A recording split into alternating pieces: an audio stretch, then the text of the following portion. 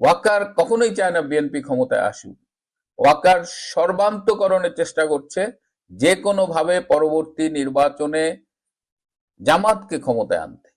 তাহলে দেখেন, এই নাটের গুরু একদিকে সেনাবাহিনীর কাছে যে কাঁদছে, বলছে আমি সবার কাছে যাচ্ছি, আমার কথা কেউ শুনছে না। কেন? আপনার তো ড্রাইভিং সিটে থাকার কথা, আপনার কথা শুনবে মানে আপনি যেটা বলবেন সেটাই অর্ডার হবে। দেশ তো এখন ফ্রিস্টাইল চলছে, তাহলে আপনার কথা কেন শুনবে না?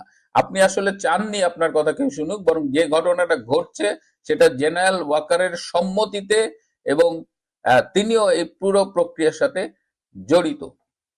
এবং এই অবস্থায় সেনাবাহিনীতে, যদিও এটা একটা ডিসিপ্লিন ফোর্স, যেভাবে ক্ষোভ দানা বাঁধছে এবং সর্বপর্যায়ে একেবারে জুনিয়র লেভেল থেকে শুরু করে, তাতে আগামী দিনে কি অবস্থা হবে আমি জানি না। গত স্টাডি পিরিয়ডে জেনারেল ওয়াকার আরেকটি কথা বলেছিলেন যে আজকে যারা এই অফিসারদের বিপদ দেখে হাসছে, তাদের মনে রাখা উচিত ভবিষ্যতে তারাও এরকম বিপদে পড়তে পারে।